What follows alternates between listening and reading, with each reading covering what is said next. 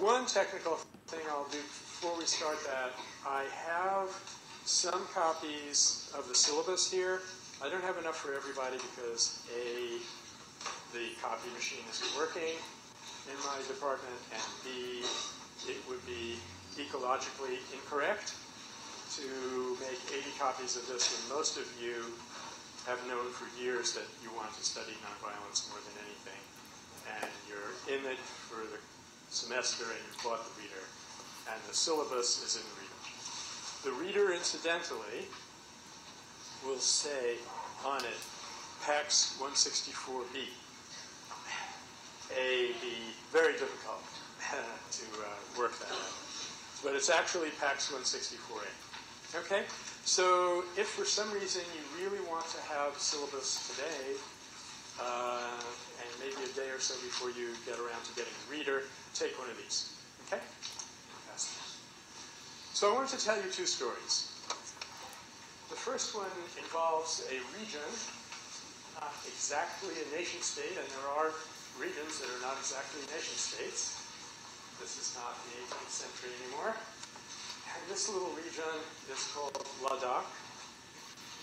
And it's a Himalayan region.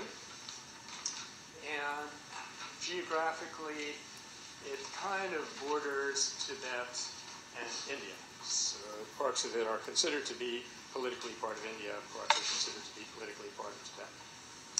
And it got a lot of attention recently, well, about 10 years ago, because there was a woman who went to Ladakh and discovered that they have some very, very interesting patterns of life. In a way, I mean, she didn't use the term, because nobody uses the term nonviolence if they can help it, but in a way they had a very nonviolent culture, with some very interesting attributes which were startling for a Westerner. Now, I should say that Ladakh was not a subsistence economy. They were a little bit above subsistence. They had very beautiful art, artifacts. It's a Buddhist country, so that's probably the reason that Helena Norbert Lodge went there to study them. So these people aren't starving, but they're living up on the higher slopes of the Himalayas, and it's not exactly like Cabo San Lucas there. And food is an important item. And she discovered that, for example, if one family has had a bag of rice stolen, this happened while she was there, and this is serious. This is a major part of their, this is a staple. And so she expected these people to make some moves to get their rice back. And they didn't. So she went to them and said, well, I guess you have no way of knowing who stole the rice. And she said, of course we know who stole the rice. It's a small village. We know everything that goes on. So she said, well, what are you going to do about it? And they said, what? Do something about it? We don't do things about stuff here. And she probed a little further and began to realize that to these people, community is of paramount importance. And if you take off after somebody and say, hey, you stole my bag of rice, yeah, you get some rice back, but you lose the relationship. And when you're living in a small group like that, the relationship in the long run is more important than the rice. So our concept of justice is not operating here. And people began to realize that this is really, once you got over the shock of these little differences, Ladakh was a very happy place.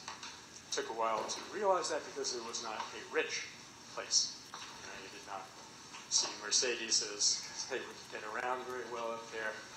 But it was a happy little world, really. I mean, I don't want to be too corny about it, but it was happy. People had good relationships. They had a religion that they took seriously, actually involved a certain amount of spiritual practice. Everybody had enough to eat. I think they were probably happier there than the folks that I visited this summer in Nicaragua. But then, because of the interest taken in Ladakh by outsiders, especially Westerners, there's this idea, oh, they're such good people, we must help them develop. So, by now we know that this is a bad idea. But in the 70s and the 80s, we thought it was a wonderful idea. So they got in and they tried to develop Ladakh. Just all they had was happiness at this point. And it's hard to motivate them to do the things that would lead to Western-style development. And one person actually said, if we're going to develop this place, we're going to have to teach them to be greedy. Sounds like a good idea? So they taught them to be greedy, and basically the place is a mess. All the things that they had going for them are breaking down. I'm talking, of course, in broad overgeneralizations.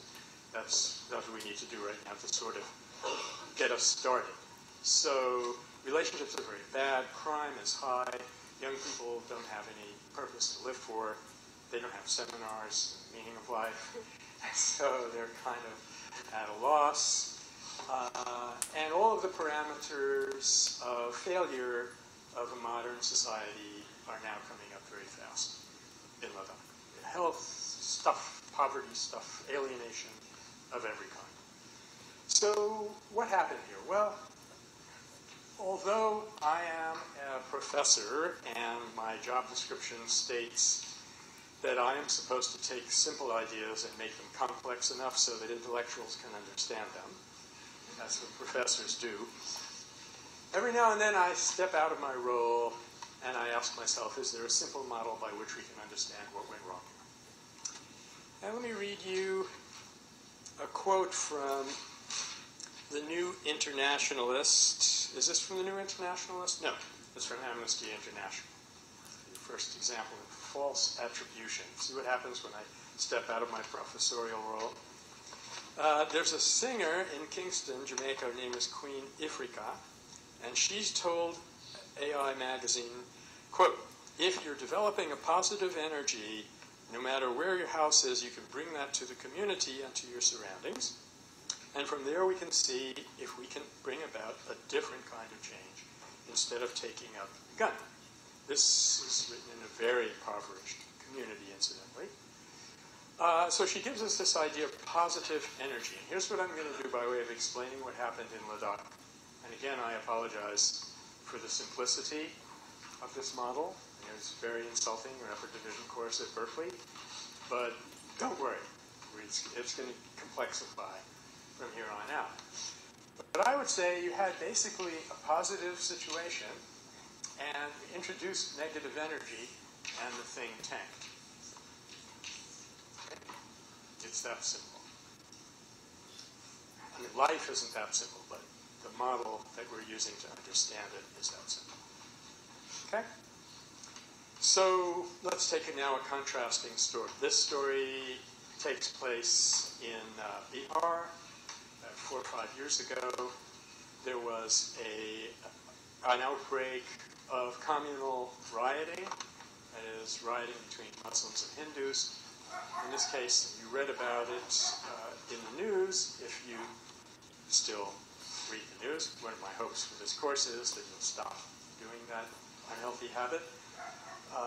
Anyway, if you read about it in the commercial mass media, you read that this was, neighbors who had seething with violence for a long time, had risen up against one another. It was terrible. But I heard a talk from a woman who works with a peace organization, nonviolence organization, in the north of India. She's from Gujarat, which is Gandhi's home state. Her name was Nirmala Deshpande, and she came from this area where they had rushed to see what they could do. And she's told us 2 things. First of all, do not believe what you're reading in the papers. I said, hey, no problem. I haven't done that since I was 18. Secondly, she said, let me tell you what actually went on in those villages, which you will never hear in the mass media. First of all, this was not neighbors. These were mobs who were instigated to do this by the central government. The GOI, Government of India these days, has been in the control of a party which is a very secular, sectarian, pro-troublemaking. I know it sounds like I'm describing another country, but this is true in India also. And they actually instigated these mobs and furnished them with these high-pressure gas canisters and stuff to do this mayhem. So these are basically, quote, Hindu, unquote, mobs. They come sweeping into these little villages, they're agricultural villages. And because they're agricultural villages, most of the men are out in the fields when these ruffians arrive. And so it's just the women and some of the Muslim men, because Muslims tend to be artisans rather than farmers. And immediately